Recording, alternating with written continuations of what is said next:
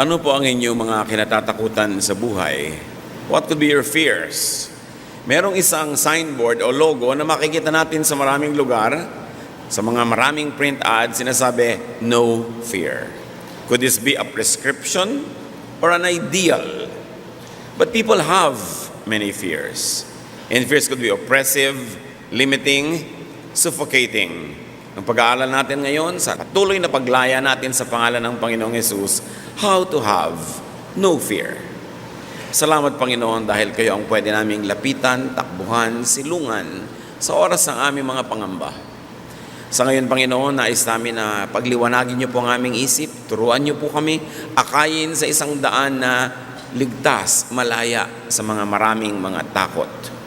Forgive us, cleanse us, enable us to see you face to face. Speak to us powerfully to the point, O God, that we may be healed, strengthened, empowered by your truth.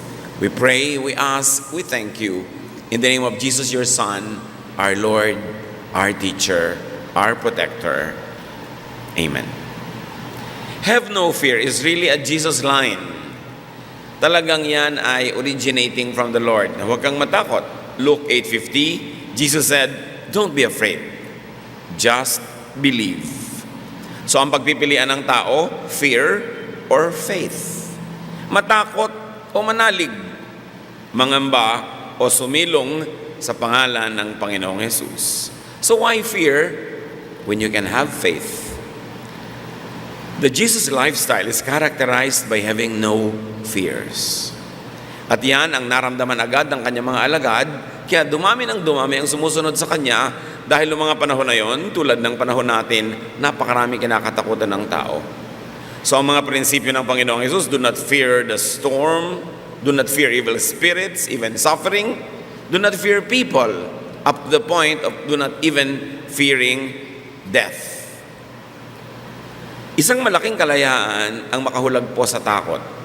Acts 4:13, when they saw the courage of Peter and John and realized that they were unschooled, ordinary men, they were astonished.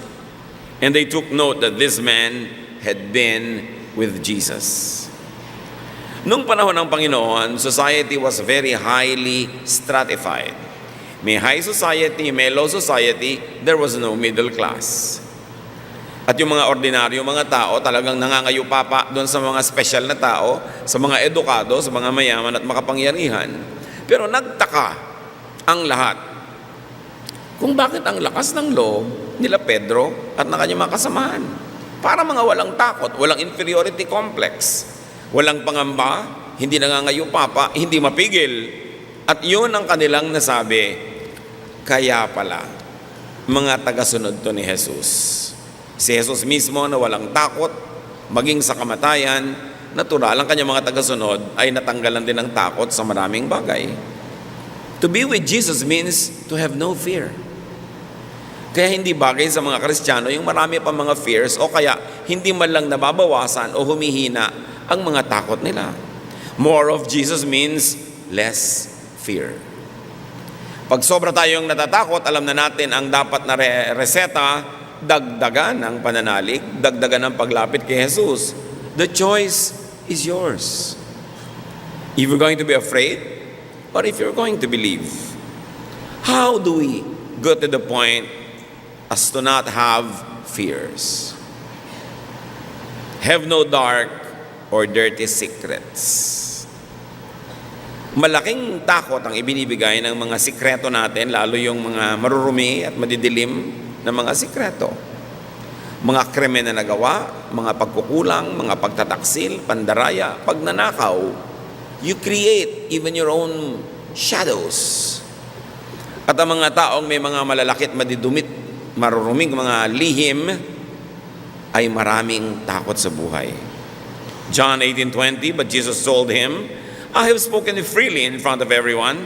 I have not said anything in secret. Mas maraming sikreto ang tao, mas maraming dapat itago. Mas maraming dapat ikatakot na mabunyag. So don't be blackmailable. Ang nabablockmail lang naman yung merong malaking lihim na sa takot niyang mabunyag, babayaran niya ng anuman Susuhulan niya, tatakpan niya ang bibig ng sino mang gustong magbunyag sa kanya. Blackmail draws strength from people's secrets and fears of being found out. Kahit pa yun ay political, social, or emotional blackmail.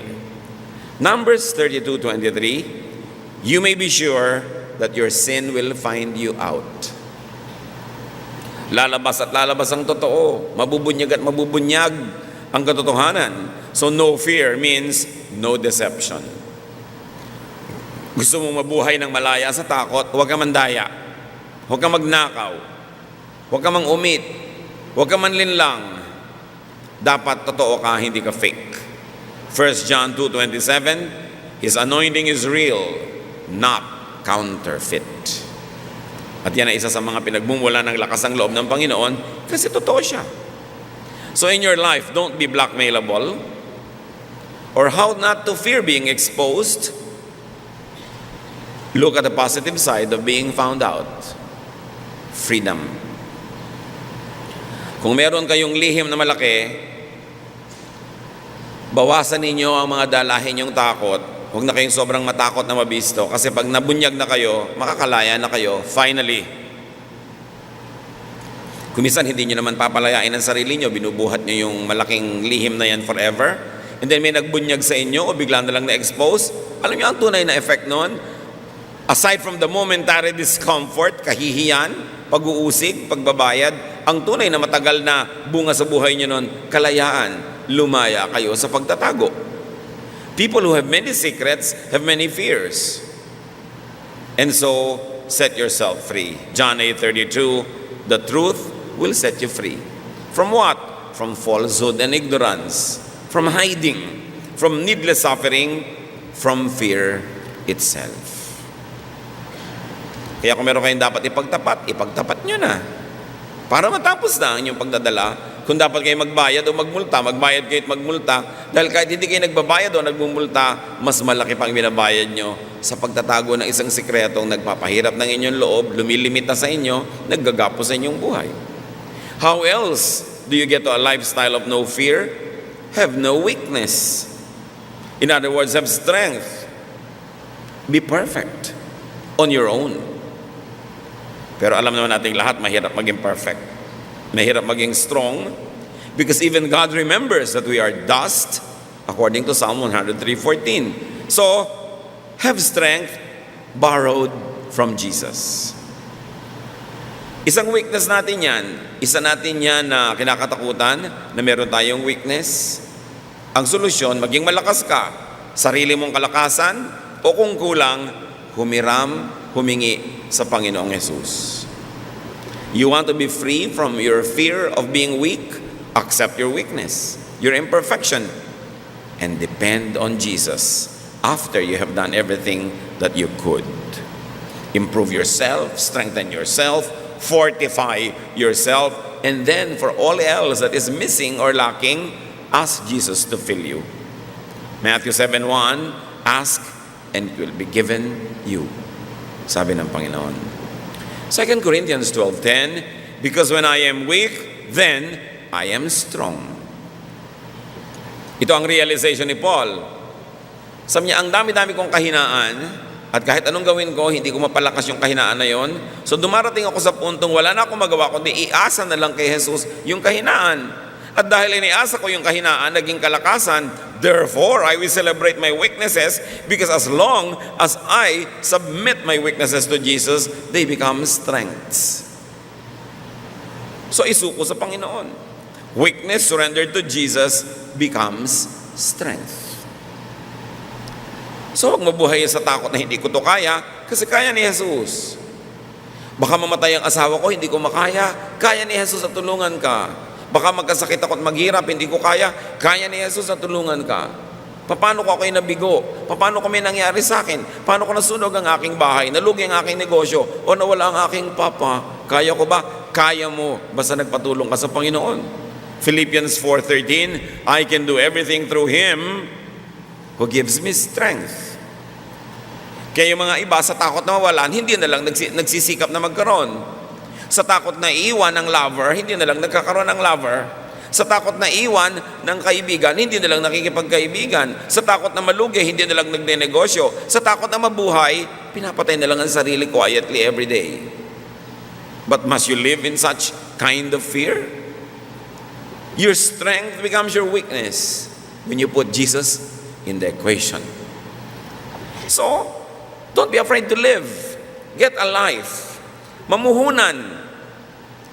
Pagtubuin ka ng Panginoon, salamat. Kung nalugi ka, you and the Lord can handle it.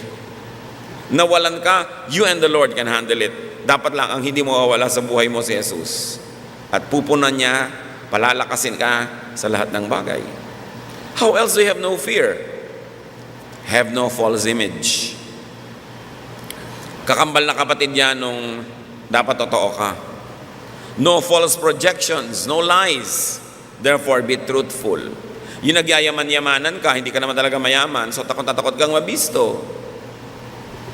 Yung wala kang pera, may mga kasama ka, magkakainan, ayaw mong aminin, so sabihin mo, busog ka. Ba't di mo nalang sabihin, wala akong pera. Kung ililibre nyo ba ako, di kakain ako. Kung hindi, antayin ko na lang dito sa labas. Yung nagtatali-talinuhan ka, may joke, hindi mo naman naintindihan, nakikitawa ka dahil tumawa na yung iba. Kasi hindi mo naman naintindihan kung bakit nakakatawa yun. May nadinig kang isang word na hindi mo maintindihan, nagpapanggap ka na intindihan mo pero nakaka-insecure. So why don't you just be truthful? Do not deceitfully hide your weakness, so you have no false image to keep. Of course, we mean essential and fundamental weaknesses, not cosmetic. Hindi naman kasalanan na may peklat ka, takpan mo. Lagyan mo ng makeup. Hindi naman kasalanan na numinipis yung buhok mo, dinagdagan mo ng extensions. Hindi yun ang mga sinasabi nating huwag takpan. Cosmetic lang yun.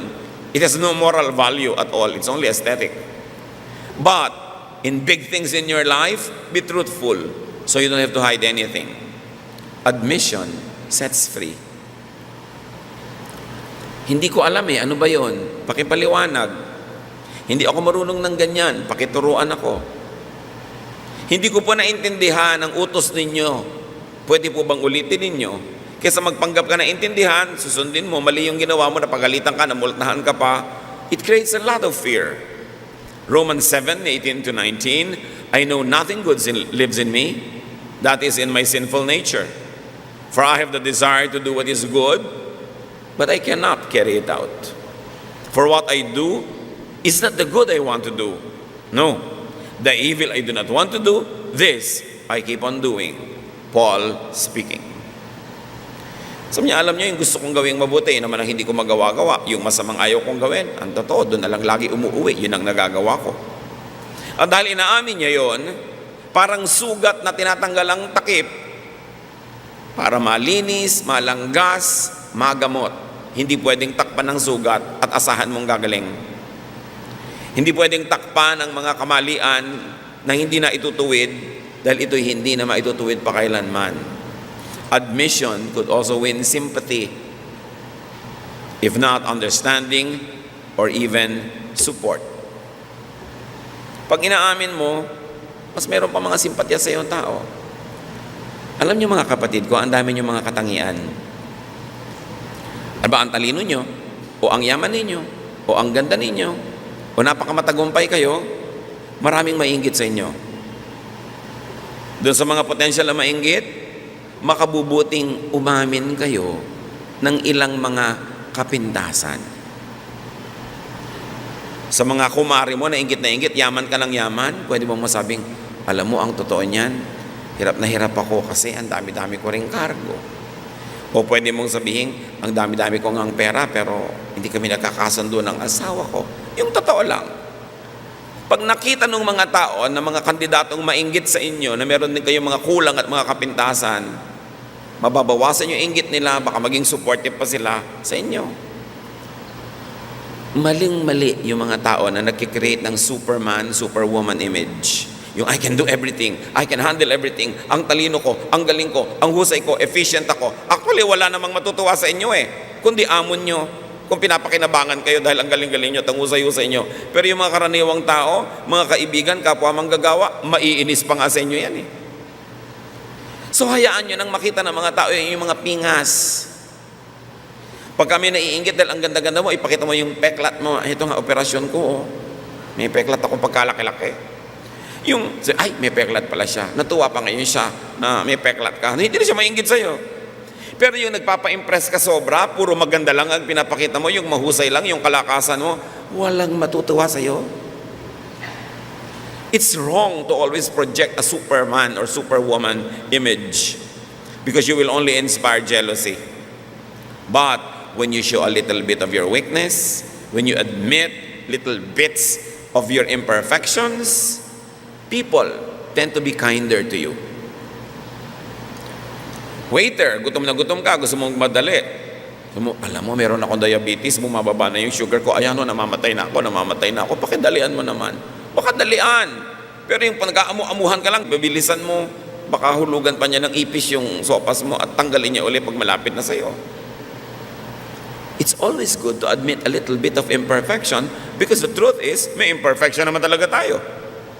Ipakita mo. Yung mga inggit na inggit sa mukha mo, siguro nagbobotox yan. Siguro nag-stem cell yan. Ipakita mo yung mga kulubot na sa malayo hindi kita para makita na, ay, may kulubot din naman pala siya. Alam niyo yung mga tao, pag nakakita sila ng mga kapintasan nyo, sumasaya sila. Pero pag mukha kang perfect, nabubwisit sila sa inyo. So, bakit mo sila inisin? Show a little bit of this and enjoy your life. And work hard at being what you should be instead of hiding what you are. Nakakapagod magpanggap. Maraming calorie at energy ang nauubos sa pagpapanggap. Ba't hindi nilang ubusin yon sa self-improvement? Mapapagod ka rin lang itago yung totoo. Ba't di ka nalang magpagod na gawing totoo yung image mo? How else do you have no fear? Have no loss. Isa sa mga takot natin, mawalan, manakawan, maagawan. So you don't want to fear? Don't lose anything. But you will say, imposible naman yun. Sabi nga ng iba, something's lost and something's gained in living every day. Sure. So have no loss, or how do you have no fear? Don't be afraid. Be ready to lose things. To lose people. To lose ideas. Natatakot ka na baka kung magmahal ka ay mawala din siya. Hindi ka na lang tuloy magmamahal. Eh di magmahal ka pero handa mo loob mo na pwede siyang mawala. Pwede siyang agawin ng kapitbahay, o agawin siya ng kamatayan, o agawin siya ng iba niya mga pangarap. Pero at least 1, 2, or 3 days, nagmahala na kayo, huwag kang matakot na mawala yon. O maghanda ka na pwedeng mawala. Ganun talaga. Don't be too attached. But the other extreme is not to be attached at all. Be attached, but be ready to be detached when the time comes. Because nothing is forever. Nothing could be borrowed from the earth forever. Ibinabalik lahat. Pati ang hinihiram mong tubig na iniinom, ipapawis mo rin o ilalabas na rin sa iba't ibang paraan ng iyong bodily functions. Lahat ng kinain mo, ilalabas mo rin. Walang nahihiram forever. Yang tubig na ininom mo, sandali lang yan sa loob ng katawan mo, ilalabas mo rin yan. Tao, bagay, karangalan, kasiyahan, puro hiram. Huwag kang matakot magsole na hindi ka na tuloy gustong manghiram. Manghiram ka. At pag oras na ng solian, isoli mo. 1 John 2:15, do not love the world or anything in the world. Exaggeration siyempre yan. Ibig sabihin, do not love it to the point that you are enslaved and you are already tortured just by the idea of losing it. Hiramin at pag oras ng solian, isole. Having no fear is having nothing to lose or the readiness to lose, therefore no deep attachments. Tanggapin mo sa simula pa lang that nothing is forever. How do you have no fear? Have no defeat. Lagi kang manalo. Always be victorious. But again, you will tell me, imposible naman yon. So how do you have no fear of defeat? Either you always be victorious or be ready to be defeated. Do your best. Pag natalo ka, sa mo natural. You don't win all the time. You win some, you lose some. Something lost, something's gained every day. Yung iba ayaw na lang matalo, hindi na lang sila tuloy tumatakbo sa karera, hindi na lang sila nakikipag-compete, hindi na lang sila nabubuhay. Join, at kung natalo ka, of course. May mga araw na talo ka, may mga araw na panalo ka, at tanggapin mo sa fact na mas madalas talo. Kasi by virtue of statistics, isa lang naman ang nananalo. Sumali ka sa beauty contest, ikaw ay 17th runner-up, pwede na yun. Kasi hindi ka na sumali kahit kailan sa takot mo. So either you have victory or be ready not to win all the time. When you always do your best and that somewhere in your heart you are ready not to win all the time, you will be happy and you will be fearless. Ecclesiastes 9:11. The race is not to the swift or the battle to the strong, but time and chance happen to them all. Sabi, hindi ko mo mabilis kang tumakbo, mananalo ka sa karera. Hindi ko mo makalakas ka, mananalo ka sa gyera.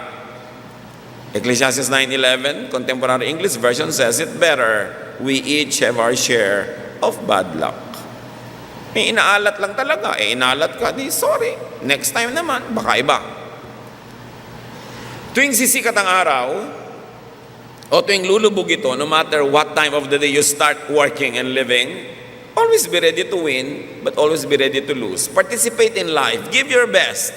You don't always get the best back. But when you always give your best, you will never get the worst. Ang batting average mo magiging mataas. How else do you have no fear? Have no pain. Diyan tayo takot sa pain. Have a painless life. But then again, you say, hindi naman pwede yon. Sabi ng Ecclesiastes 2:23, all of man's days, his work is pain and grief. Even at night, his mind does not rest. So ang tao talaga may kakambal na mga hirap at sakit. So how do you experience a life of no fear? Well, have no pain, which is impossible, or develop and have a high threshold and tolerance for pain.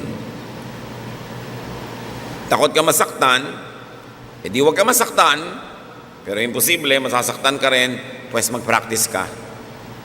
Develop some callous protection. Parang paa na laging nakakaskas ng sapatos, nagkakakalyo. Yung kamay na laging gumagawa, nagkakakalyo, para hindi na siya laging masaktan. Lagyan niyo naman makalyo yung puso nyo here and there, para hindi kayo maramdamin. Ganun talaga ang buhay. Be ready to get hurt.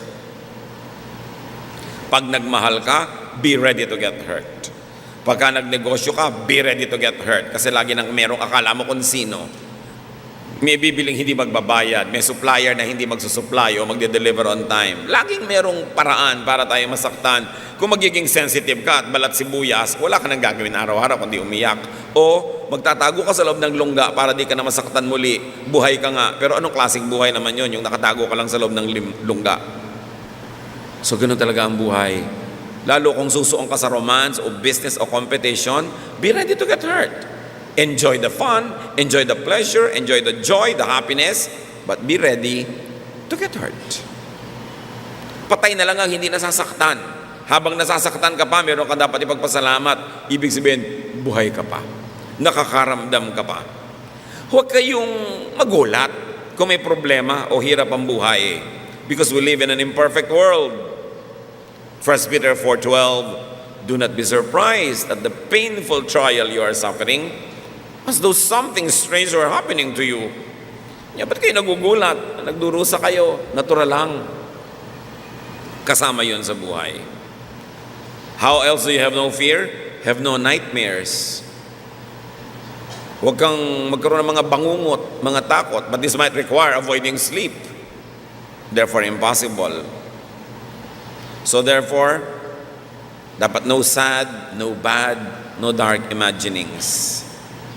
Pero kahit naman anong iwas ang gawin mo, sumasagi pa rin sa isipan mo ang mga nakakatakot, mga hirap ng loob. So ano na lang gagawin mo? Either have no nightmares, which is impossible, or just choose your focus. Binangungot ka, nagising ka, edi uminom ka ng tubig, matulog ka ulit, hoping that you will dream of nicer things. Or always refocus when the view is ugly.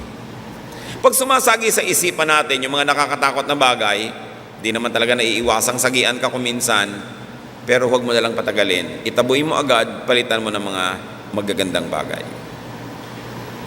Hindi natin laging napipili kung ano ang mga isipin na dadaan sa pagitan ng dalawa nating tenga. Pero napipili natin kung alin yung pagtatagalin, kung ano yung i-entertainin. Philippians 4:8, keep your minds on whatever is true, pure, right, holy, friendly, and proper. Don't ever stop thinking about what is truly worthwhile and worthy of praise. So niya, may isipin ka na rin lang, ang isipin mo na yung maganda. Pwede ka naman mag-isip ng pangit. Ano naman mapapala mo kaya na iniisip mo? Pwede kang mag-alala tungkol sa kinabukasan. Ano naman ang mapapala mo? Wala pa yung kinabukasan, hindi mo naman alam kung yung inaalala mo matutupad o hindi. Pwede ka mag-alala tungkol sa mga sakit ng buhay mo nung araw, kaapihan mo, kalungkutan, pwede, pero ano naman mahihita mo na gawin yun? Wala ang asawa mo, pwede ka mag-alala na nagtataksil siya, pero ano naman ang nangyari sa'yo kung yan ang iniisip mo? Mapipigil mo ba kung totoo? Ang masama na hindi pala totoo, pero nag-alala ka na rin. So, piliin ang iniisip. Disiplinahin ang utak. Parang TV channel, napupunta sa pangit, edi ilipat mo agad. Bakit mo tatagalan? Pangit pala. At yun ang kapangyarihan ng tao, napipili natin kung anong iniisip. Kung minsan, pag hindi ka nagbabantay, hindi mo napipili kung ano yung dumadapo. Edi itaboy mo agad, kasi pwede mong piliin kung sino yung pagpupugarin mo sa loob ng iyong utak. Mga ibon, dadapo-dapo, pero pag binugaw mo naman, umaalis. Pero pag pinamahay mo, magtatagal, mangingitlog pa. It's your choice. So how do you have no fear? Have more of Jesus. Gaano natin siya kakilala? Gaano natin talaga kala mo mga katuruan niya? And let Jesus have more of you. Isuko natin ang isuko, dagdagan ang pagsuko kay Jesus para siya ang makapanaig, siya ang maghari sa ating buhay. Because Jesus is the King of the no-fear lifestyle. Know Jesus more. Be closer to Jesus. John 16:33, Jesus says, I have told you this, so that you might have peace in your hearts because of me. While you are in the world, you will have to suffer. But cheer up, I have defeated the world. So niya, kaya ko ito sinasabi, para hindi na kayo dapat magdusa. Alang-alang sa akin at dahil sa akin, pwede kayong hindi magdusa tulad ng pagdurusang nararanasan nyo. So gano'n, habang nandito kayo sa mundo, tanggapin nyo na yung katotohanan na may pagdurusa, pero huwag kayong siraan ng loob. Naghapi ko na, napagtagumpayan ko na ang buhay sa mundo. So what do you fear? Do not fear the past. Kasi tapos na. Alam nga namang i-replay mo pa yan, kasalanan mo na yon, tapos na eh. Na-rape ka minsan, 3 beses mong inisip, di naging 30 beses kang na-rape uli sa imagination mo. Nahulog ka minsan, uulit-ulitin mo sa isip mo, nagkakaulit-ulit yon. So huwag mo nang isipin sa isip mo para huwag nang maulit pa. Do not fear the future. Wala pa eh. Ba't ka naman natatakot sa wala pa? Pwede pa yun madirect, pwede pa yun maiba. And do not fear the present because you're very actively engaged in the present. Pwede ka maglagay ng input, pwede mo ibahin ng timpla, kasi present, kasali ka pa. So fortify and strengthen yourself. Palakasin mo ang iyong loob, patibayin mo ang iyong dibdib, palaguin mo ang iyong pananampalataya, mag-practice kang mahirapan, sapagkat ang mundo'y bayan ng hinagpis. Sabi ni Walagtas, mamamaya'y sukat ni bayan ng dibdib. Magpakatibay ka. Pagka merong nagtatakbuhan dahil may sunog na matutumba na siya, o matutumba ka, gusto mo maging uling, ayaw ko, bangon. Ayaw mo pala eh. Bumangon ka. Huwag ka maghina-hinaan dyan. Maraming kapangyarihan ang tao kung gugustuhin mong gamitin. Kita nyo, pag may mga sunog, pati nga refrigerator, nabubuhat ng isang payat na babae. Pag may baha, nadadala lahat. May kapangyarihan tayo. Choice mo na yon kung gusto mo maghina-hinaan dyan, maging anemic, o maging malakas ka. Kaya mo yon because you can do all things through Christ who gives you strength. Kaya yan. Pagka hindi ko na yata kaya, magtigil ka, nag-iinarte ka lang, kaya mo yan. Hindi mo na lang yan kaya kung patay ka na, buhay ka pa eh. At pag may buhay, may pag-asa. Desensitize yourself. Huwag balat sibuyas. Develop mga kalyo sa buhay. Yung mga ano ko po yung asawa ko, ng babae na naman, ilang beses na bang ng babae? 39 na po. Hindi ka pa nasanay. Huwag mo na siyang pansinin. Pinapansin mo pa kasi. Kung nagbago, salamat. Kung hindi, alangan namang wala ka nang gawin kaya magdusa buong buhay. Make your own life. Wala pala siyang 6 na buwan, make your own life. Alangan namang wala kang ginawa, kundi hanapin siya, sundan siya. Pati ka gumawa ng buhay mo, ayaw pala niyang kasalo ka sa buhay niya. Kaya mo yan. Huwag ka magdrama. Kailangan hanapin mo, ano ba ang lakas ng Panginoon na pwede kong gamitin? Diba? Parang yung babaeng balo. Walang-wala po kami, yung mga anak ko, kukuhanin na ng mga nagpautang sa amin, gagawing slaves. Sabi ng propeta, ano bang meron ka sa bahay mo? Huwag mong isipin yung bahay ng iba, ano yung meron yung iba. Ikaw, anong meron ka? Wala po, konti lang langis. Yung palang meron ka bumalik ka. Pinarami ngayon, kasi meron naman siya nun Basta meron ka kahit isang patak, pwedeng paramihin niya ng Diyos. So anong meron ka? Meron at meron ka, hindi pwedeng wala. Huwag mong sasabihin sa buhay yung walang-wala ako. Kasi pag sinabi mo yon, pati yung mga nandyan, hindi mo napapansinin kasi lilinlangin mo na rin yung sarili mo na talagang wala nga para magmukha ka lang tama.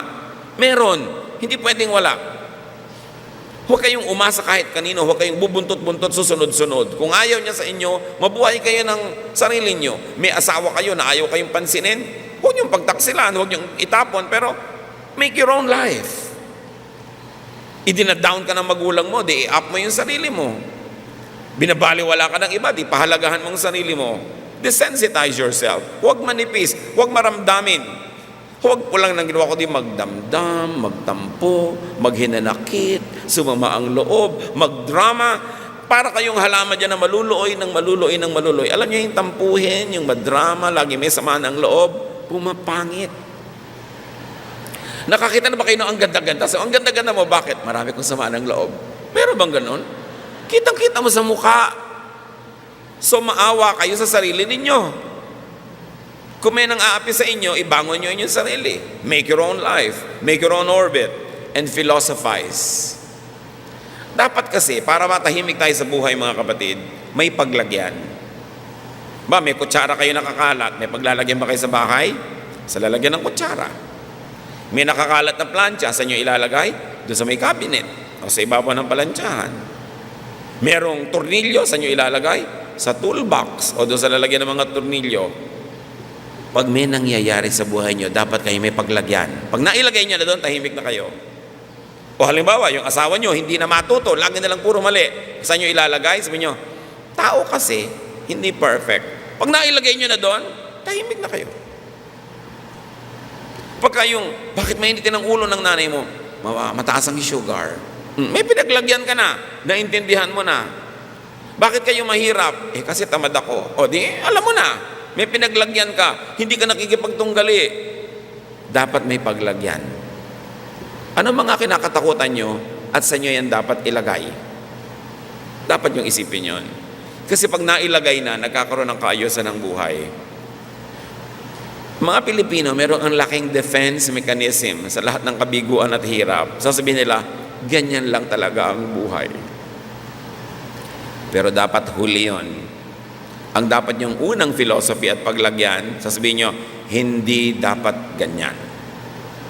Ano ba? Ang hirap-hirap natin, 3 generations na, pag sinabi mong ganyan lang talaga ang buhay, wala ka nang gagawin para ayusin ang buhay mo. Pero pag sinabi mong hindi dapat ganyan, makakahulagpos ka sa kahirapan. Lahat ng member ng mahihirap na pamilya, mahihirap na angkan, na umasenso, kasi hindi nila tinanggap. Sukdo lang, lumayo sila, nagpakaiba-iba, pero hindi nila tinanggap na maging kamukha lang sila ng mga kamag-anak nilang mga maralita, umaasenso sila.